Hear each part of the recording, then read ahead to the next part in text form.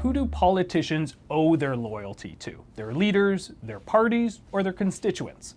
That's something Nova Scotia MP Chris D'Entremont clearly had to grapple with before crossing the floor from the federal Conservatives to the Liberals last month.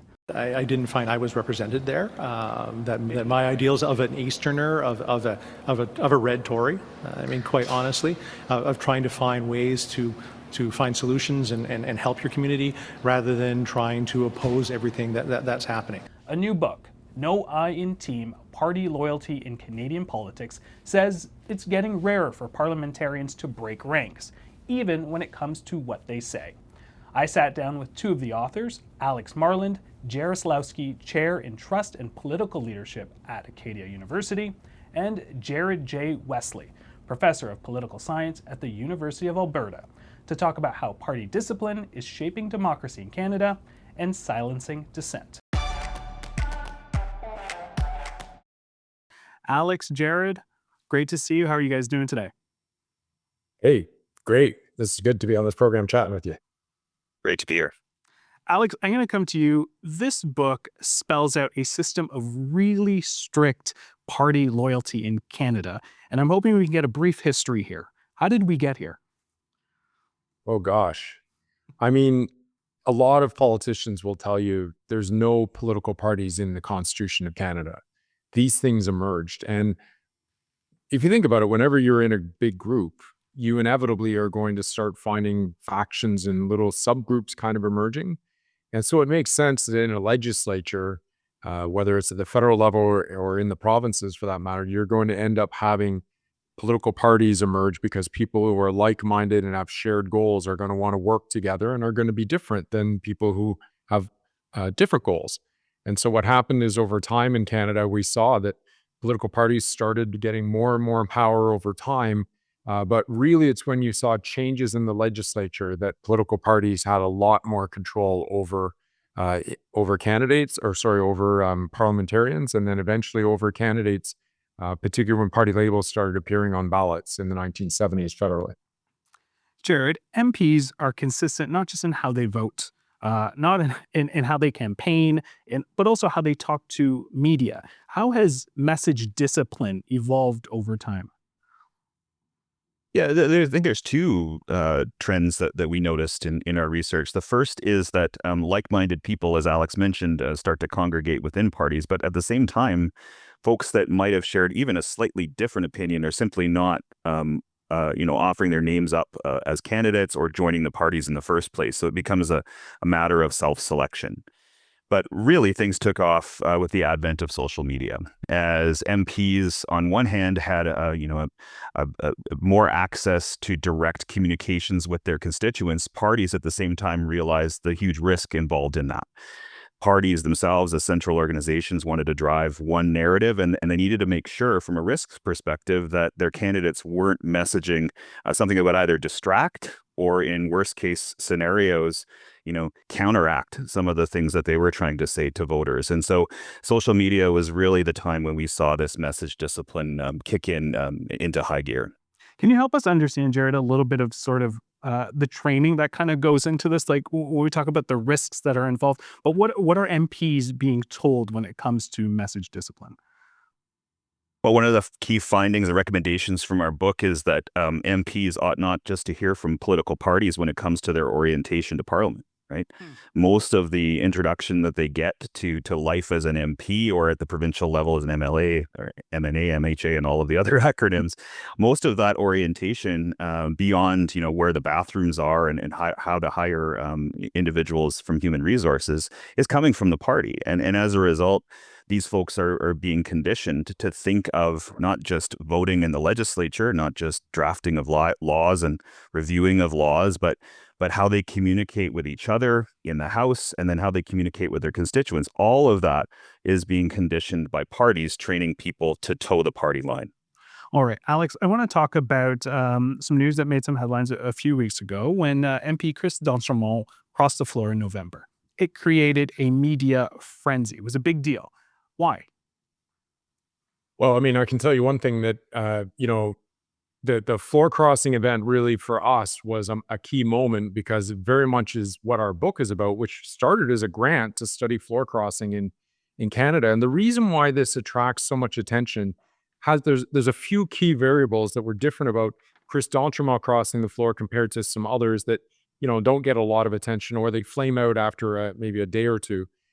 One was the fact that at the federal level, the seat count is so close between the Liberals' ability to have a majority government versus minorities. So one vote can matter, especially when it's coming from the Conservatives who are opposed to the budget going over to the other side.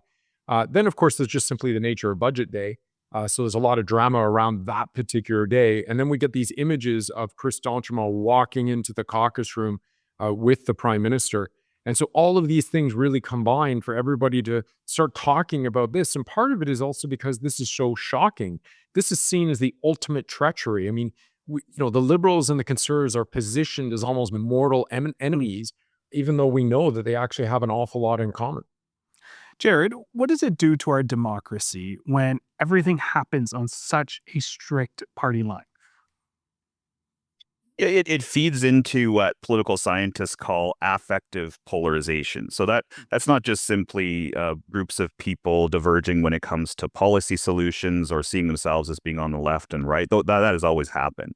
But what this hyperpartisanship feeds into is a sense that the folks on the other side are not just adversaries to be defeated during elections, but they're actually enemies that need to be vanquished from the field of competition entirely. And that enemy mindset, that strong out-group animosity, creates a situation where folks that are within parties are more willing to forgive their leaders for any kind of democratic sins and misgivings if it means keeping the other side out of power. And so we've seen some of that on display, particularly here in Alberta lately, where the United Conservatives have been, I would say, stretching the bounds of liberal democracy with some of their most recent measures. And the interviews, when UCP MLAs give the interviews itself, because they've been coached not to provide interviews or talk to constituents, it's almost always, their response is almost always, well, it's better to do this than allow the New Democrats to be in power. And so that's really the dark side of hyperpartisanship. In the book, we talk about how partisanship itself is not necessarily a bad thing for democracy. It helps to organize votes and campaigns and make things a little easier for voters to understand. But when it tips across that line into affective polarization, I think that's when we start to see warning signs. Alex, let's get your take on that as well.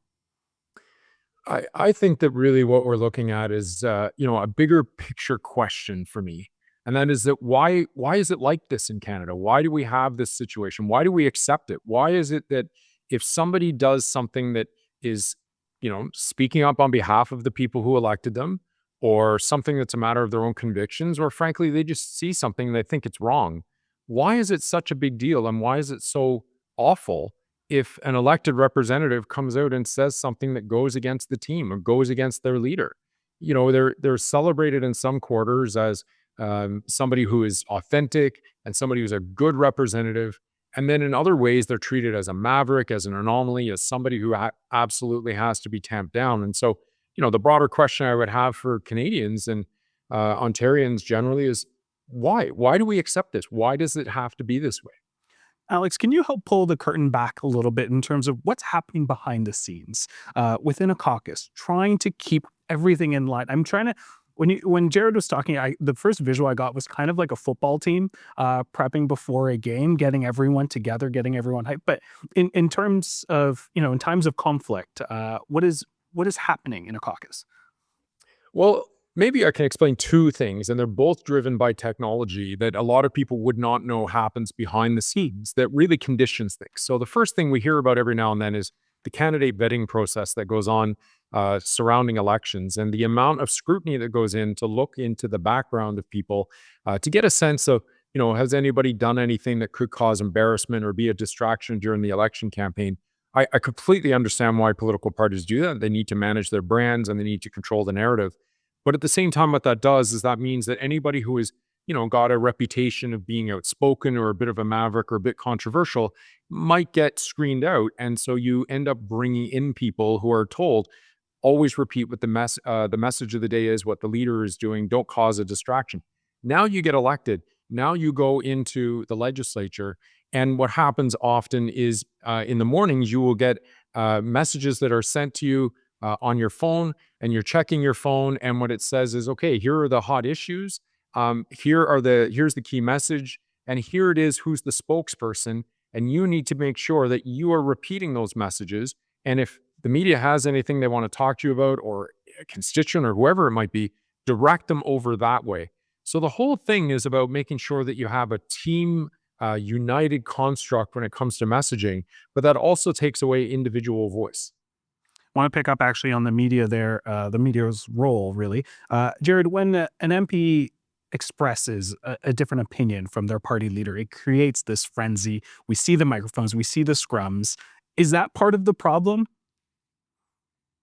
Yeah, and I don't blame the media, right? I mean, it's part of Canadian political culture to expect parties to be cohesive, and when somebody steps out of line, it's seen as being, seen as being a story in and of itself because it's so rare. I think media outlets with the D'Entremont crossing, I think honestly, it was a bit different in terms of the framing from previous episodes.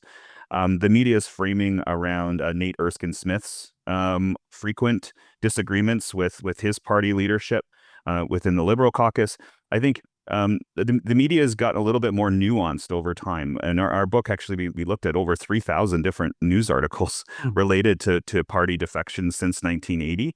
And I think we have seen a shift where people are starting to appreciate the value of independence of MPs. Now, whether that translates into the way that people or Canadians expect their parliamentarians to behave, or the way that leaders and partisans do is quite another story. Alex, party leaders describe their party like a family, which also means that there are disagreements that happen at the dinner table. But at the end of the day, we still love each other. Is that really a good, appropriate description? It is it's not just the leaders who say it. It's a lot of parliamentarians will say it.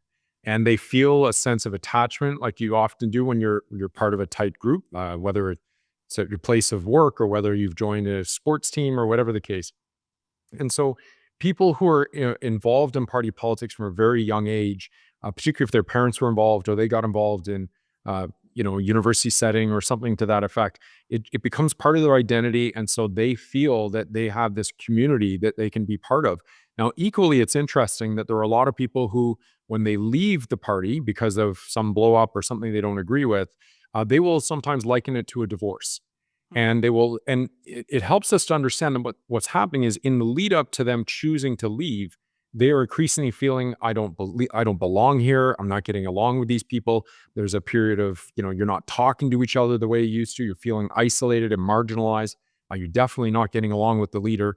And you start questioning, why am I even here anymore? And you start thinking life is better elsewhere, or you just simply have to get out of it. So there are definitely a lot of family comparisons, and sports comes up a lot too in terms of sports teams, but the family one is probably a little stronger. All right, we have a few minutes left. I want to get to some of these solutions and recommendations. Jared, in the book, you propose some of those solutions to break down the hyper-partisan system. You mentioned one there, but can you share a few?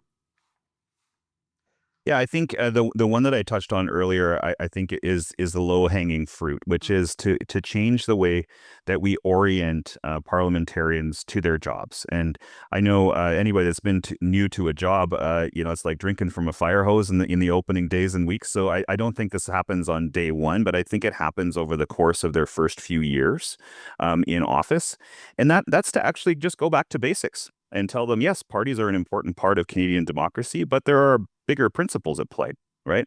We have a system of responsible government where the government of the day is accountable to the legislature. And that means folks on both sides of the House are responsible for holding the government to account. And that means maybe sometimes stepping out either in caucus or in public to call the government to order, right?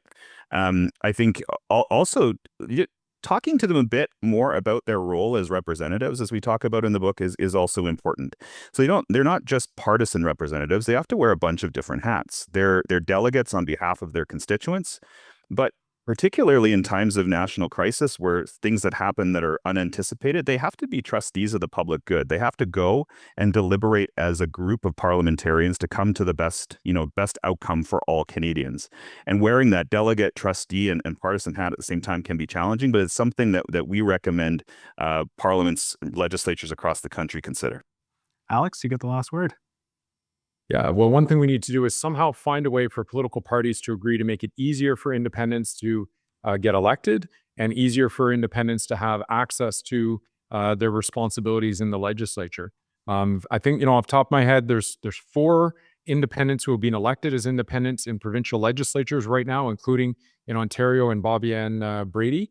And we need more Bobby-Ann Bradys and other independents, not too many of them, mind you, but we just need a few in every legislature to be able to say things that political parties won't say. One of the things that independents will say is that members of other political parties will come over to them and say, can you raise this issue in the legislature because I can't? That says a lot. All right, gentlemen, we are going to leave it here. Fascinating read. Really appreciate your time and your insights. Thanks for having us. My pleasure. Thanks.